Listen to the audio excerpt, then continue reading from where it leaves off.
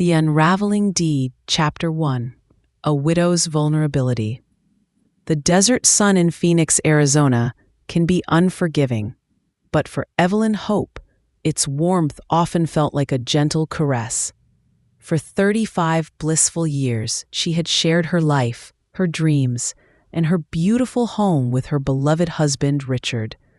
Their house, a charming hacienda-style bungalow with a sprawling backyard filled with vibrant bougainvillea and the scent of jasmine, was more than just a structure of bricks and mortar.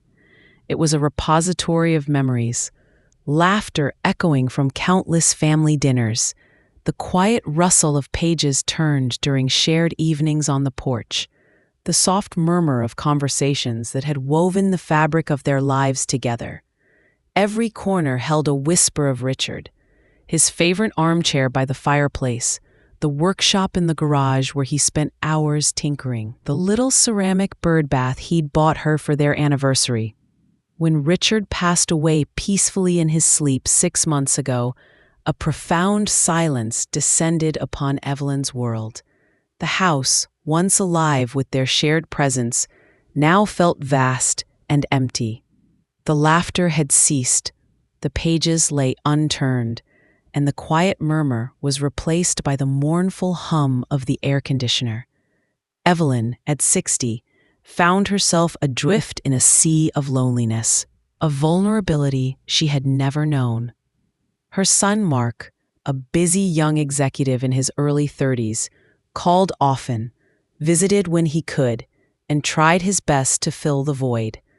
But Mark had his own life, his own career, and Evelyn, fiercely independent, didn't want to burden him. It was during this period of raw grief and quiet solitude that David Miller entered her life. He appeared at a grief support group Evelyn reluctantly attended, his presence a stark contrast to the subdued atmosphere. David was charismatic, with silver hair that curled charmingly at the nape of his neck, eyes that sparkled with warmth, and a smile that seemed to promise comfort and understanding. He spoke with a gentle, soothing voice, sharing stories of his own loss, a wife he'd supposedly cherished for decades. He listened to Evelyn with an intensity that made her feel truly seen, truly heard. He understood her loneliness, he said. He felt it too. He brought her flowers, took her for walks in the botanical garden, and charmed her with tales of his past as a retired architect, a profession he claimed had taken him all over the world.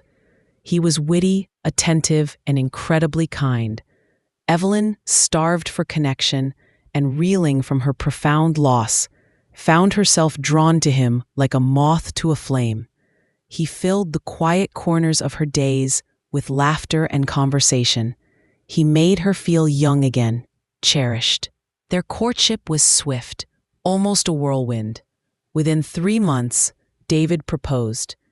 Evelyn, in a haze of revived happiness and a desperate longing to fill the void left by Richard, said yes.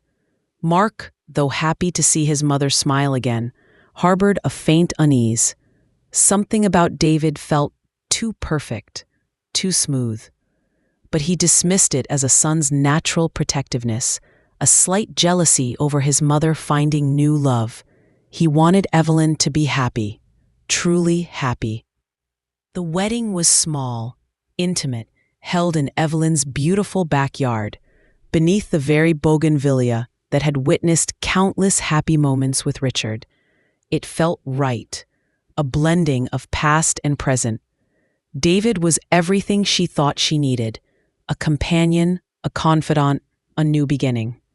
Shortly after the wedding, Evelyn fell ill with a nasty bout of the flu that lingered for weeks, leaving her weak and disoriented. David, ever the attentive husband, nursed her back to health. One afternoon, as she was still recovering, feeling fuzzy and tired, he approached her with a stack of papers. "Darling," he said, his voice soft and reassuring, "now that we're married, it's only practical that I have access to things. bills, property taxes, that sort of thing. I want to help you manage everything, especially while you're not feeling 100%. I had my lawyer draft a simple power of attorney. It just gives me the authority to handle things on your behalf. Standard procedure, really, for married couples. Evelyn, still feeling the lingering effects of the flu, barely glanced at the document. David had been so good to her, so selfless. She trusted him implicitly. He pointed to a line, a neat, italicized sentence. Just sign here, sweetheart. It's just for our convenience, for things like getting mail, paying bills online, that sort of everyday stuff. Nothing major. She picked up the pen, her hand trembling slightly from weakness, and scrawled her signature where he indicated. Evelyn Hope. The signature that would unravel her life. The signature that would unleash a nightmare she couldn't possibly imagine. A month later, the first letter arrived. It wasn't a bill. It was a notice of eviction. Her home, the sanctuary where she had lived for decades, was no longer hers. Chapter 2: The Shock of Betrayal. The eviction notice was stark, cold, and utterly incomprehensible. Evelyn stared at it, her mind refusing to process the words. Foreclosure, sale, vacate premises. It was a cruel joke. Her heart hammered in her chest, a frantic drum against her ribs. She reread it, her eyes blurring, the words swimming before her. This couldn't be real. This was her home. Richard's home. Their home. She rushed through the house, calling for David. David! David, where are you? Silence. A terrible, echoing silence. She checked his study, his closet. Empty. His clothes, his personal effects, even his small collection of antique watches, all gone. He had vanished. Panic clawed at her throat. She fumbled for her phone, her fingers clumsy, and dialed Mark. Mark, she cried, her voice thin and reedy. You have to come. Something terrible has happened. David is gone, and the house. They say it's not mine anymore. Mark arrived within the hour, his face a mask of concern. He found his mother huddled in the living room, clutching the eviction notice like a lifeline, her eyes wide with terror. He read the document, his own jaw tightening with disbelief. Mom, what is this? What does it mean? I don't know, Mark, she sobbed. He told me it was just a power of attorney. For bills, for convenience. He said it was standard. Mark immediately suspected something was terribly wrong. He called the number on the notice, a real estate firm. The person on the other end confirmed it bluntly. Yes, Mrs. Hope, your husband, Mr. David Miller, legally transferred ownership of the property to himself on date 2 weeks after the marriage. He then promptly sold it to a third party, a corporation, just last week. You have 30 days to vacate. The words hit Evelyn like a physical blow. Transferred ownership. Sold. David. The man she had loved, trusted, married. He had stolen her home. He had stolen her life. The man who had been so kind, so attentive, was a thief, a con artist. The betrayal was a festering wound, far deeper than any physical injury. Mark was furious. We need to go to the police, Mom. This is fraud. This is theft. They went to the local precinct, bewildered and distraught. The desk sergeant listened patiently, but offered little comfort. Ma'am, you signed a power of attorney. If it was a general power of attorney, it gives him legal authority to act on your behalf, including selling property. It's not as straightforward as theft. It's a civil matter, mostly. But he tricked me, Evelyn cried, her voice raw. He said it was just for bills. The officer sighed. We understand, ma'am. But without clear evidence of coercion or fraud, it's hard to make an arrest. You signed the document. You gave him the power. The brutal reality sank in. She had willingly handed him the keys to her kingdom. She had trusted him, a stranger who had woven a web of lies so intricately that she had walked right into it. She felt foolish, ashamed, and utterly devastated. Mark, though equally shocked, maintained a grim determination. He found them a small, temporary apartment. Evelyn felt like a refugee in her own city, stripped of her home, her sense of security, and her shattered trust in humanity. Every memory of David, every kind word, every tender gesture now felt like a poisoned dart, a cruel mockery of her vulnerability. "We're not giving up, Mom," Mark insisted, holding her hand. "We'll fight this. We'll get our house back, and we'll find him." But as days turned into weeks, David Miller remained elusive, a ghost in the desert wind. The house, her beloved home, was already occupied by the new, unsuspecting owners. The dream she had built with Richard, the sanctuary she had cherished, was gone. Chapter 3: The Lawyer's Labyrinth. Evelyn's old university friend, Sarah, was a godsend. Sarah had been Evelyn's roommate freshman year, a sharp, no-nonsense woman who had always been a few steps ahead. Now, Sarah was a formidable attorney specializing in complex property law, based in a bustling downtown Phoenix firm. Evelyn, with Mark by her side, recounted the humiliating story, the words catching in her throat, her shame a heavy cloak. Sarah listened patiently, her expression unreadable, occasionally scribbling notes. When Evelyn finished, Sarah leaned back in her chair, her gaze piercing. "Evelyn," Sarah began, her voice calm but firm, "what you signed was almost certainly a general power of attorney. This document, my dear friend, grants the agent, in this case David, sweeping authority. He can literally do anything with your assets that you yourself could do, including selling your home, emptying your bank accounts, and making financial decisions. He doesn't need your explicit permission for each action once the document is signed and notarized." Evelyn gasped. "But he said—" "I know what he said," Sarah interrupted gently. "He lied. This is a classic scam, Evelyn. Predatory marriage. He targeted you because you were recently widowed, vulnerable, and likely had significant assets, specifically a paid-off home. He built trust, married you, gained access to your assets through a legally binding document you didn't understand, then liquidated them and vanished. So it's hopeless?" Evelyn whispered, tears welling in her eyes. "Not hopeless," Sarah stated, her jaw set, "but incredibly difficult. Your signature is on the document. The sale to the third party is valid. Trying to reverse that sale would involve proving undue influence or fraud to the degree that a court would invalidate the power of attorney itself, which is a very high bar.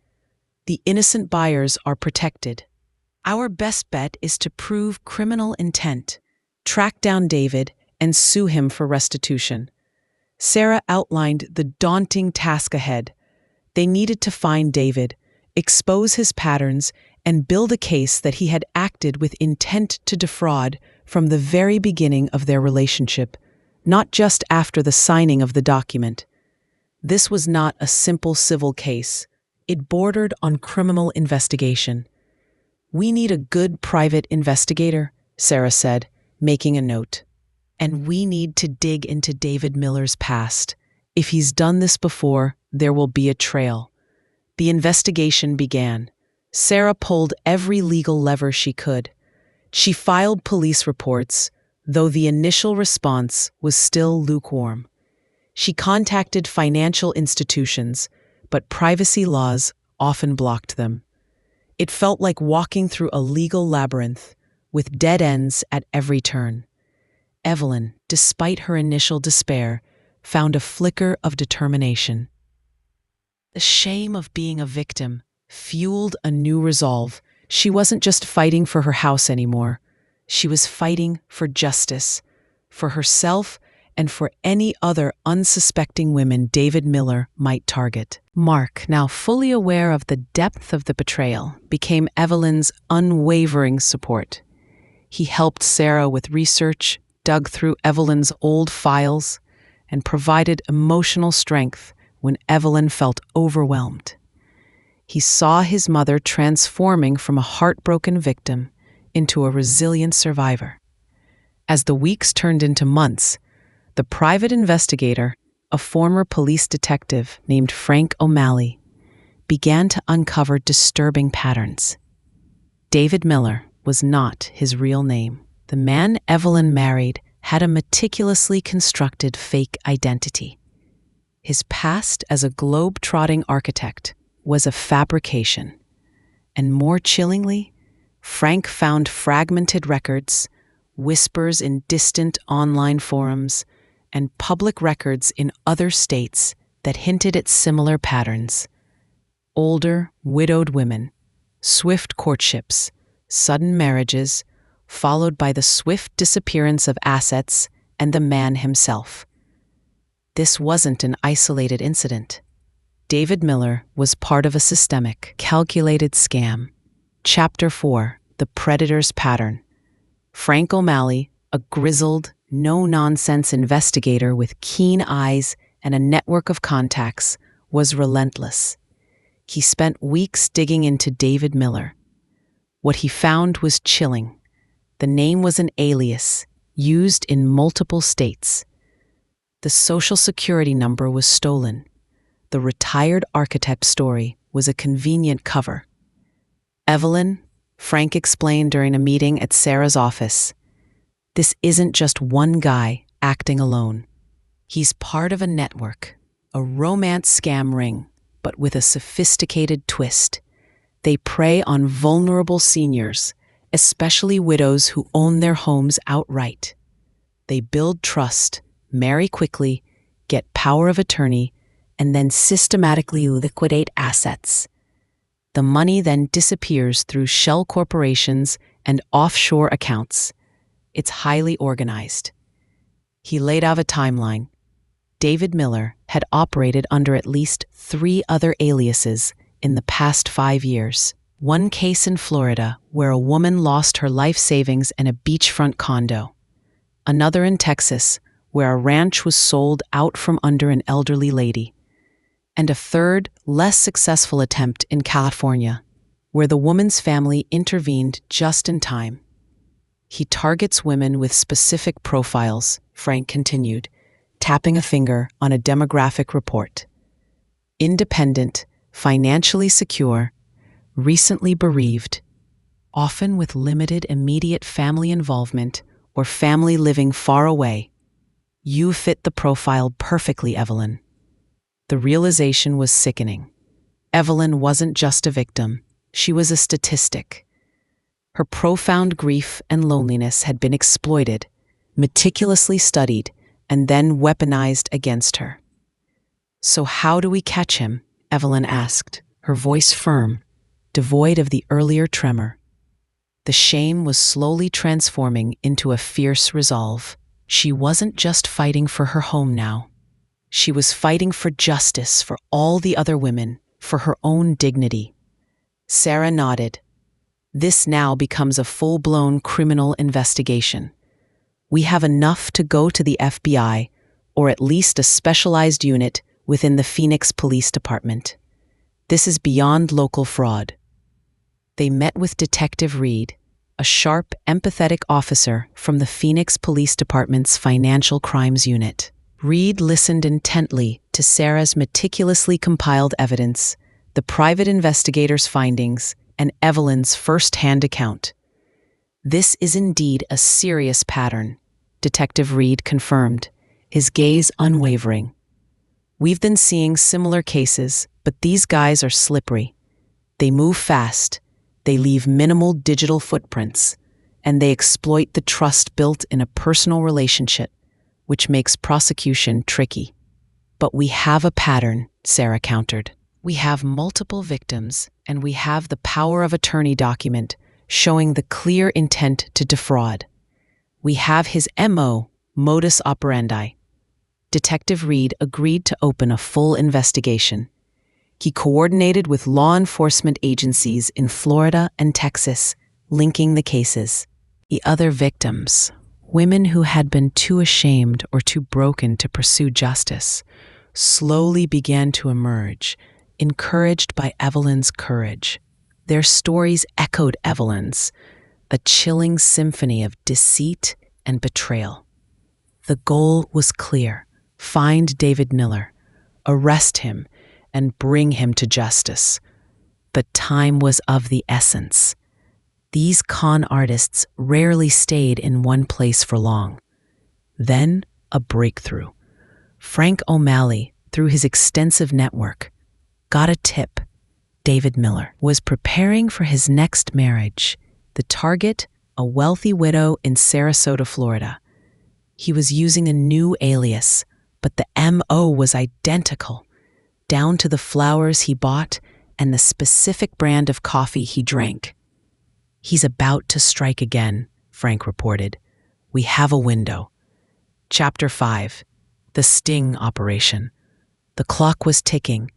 David Miller, now operating under the alias Arthur Hayes, was meticulously charming his next victim in Sarasota, Florida. The local authorities in Florida, alerted by Detective Reed and armed with information from Evelyn and the other victims, prepared for a sting operation. Evelyn, despite the emotional toll, agreed to participate. She recorded phone calls, carefully worded under Sarah's guidance, to help establish David's patterns and current location. Mark was her rock, always there to offer comfort and support. The plan was meticulously crafted. Undercover officers would monitor David's movements when he attempted to get the new victim to sign a power of attorney, or when he tried to transfer assets, they would move in. Days turned into a tense vigil. Evelyn felt a strange mix of fear and grim satisfaction. This was it, the chance to finally bring him down. The man who had stolen her peace, her home, her trust. The call came in the dead of night. Detective Reed's voice was calm, but there was an underlying tremor of excitement. "Mrs. Hope, we got him. He was at the bank, trying to set up a joint account with the new victim, using a forged ID. We moved in. He's in custody." A profound wave of relief washed over Evelyn, so powerful it almost buckled her knees. He was caught. The nightmare, the constant fear of him resurfacing, was finally over. The man who had systematically destroyed lives was behind bars. The arrest of David Miller, whose real name was later identified as Arthur Pendleton, a career criminal with a history of similar scams, made headlines in Florida. The local news reports detailed the multi-state scam, the network of victims, and the meticulous planning of the con artists. Evelyn's story, along with those of the other women, became a cautionary tale, a testament to the predatory nature of financial fraud targeting the elderly.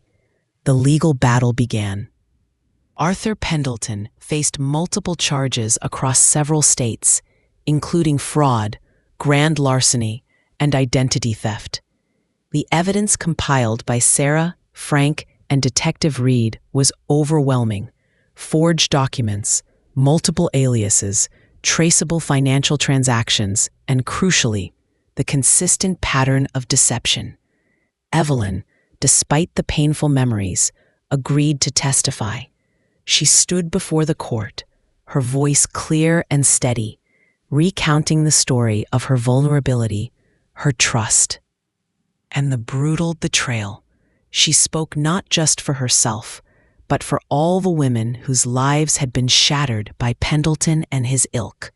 Her testimony was powerful, emotional, and utterly convincing. She was no longer the naive widow. She was a woman wronged, seeking justice. The trial was long and arduous, full of legal jargon and cross-examinations designed to discredit her. But Evelyn held firm. Her sincerity, her pain, and her courage shone through. Chapter 6. Justice and New Beginnings. The verdict came down a year later. Arthur Pendleton was found guilty on all major counts. He received a lengthy prison sentence, reflecting the severity and widespread nature of his crimes. Justice, though slow, had prevailed. For Evelyn, it was a bittersweet victory. Her house, the one she had lived in for decades, was irrevocably gone. The new owners, innocent third parties, were legally protected. Sarah had explored every avenue, but the sale was valid. However, the legal team managed to trace a significant portion of the money Pendleton had funneled from Evelyn's home sale. A large sum, though not all of it, was frozen in various accounts and eventually returned to her as part of the restitution order. "It's not the house, Evelyn," Sarah explained, sitting opposite her in her office, a pile of legal documents between them.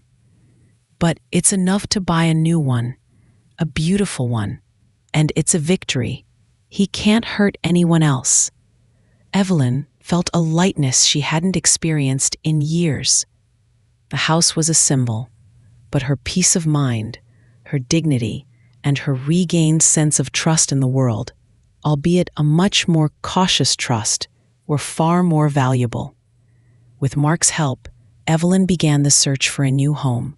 This time, she was far more discerning, far more involved in the legalities. She chose a charming bungalow not far from her old neighborhood, with a small garden that reminded her of Richard's green thumb. It was a fresh start, a clean slate. The move was cathartic. She meticulously chose new furniture, new decor, infusing the space with her own resilient spirit. She created new memories with Mark and his growing family, hosting dinners, celebrating holidays, and nurturing her garden. The new house was beautiful, filled with sunlight and the promise of a peaceful future. Evelyn remained cautious, but not paranoid. She learned to trust her instincts, to be wary of promises that seemed too good to be true.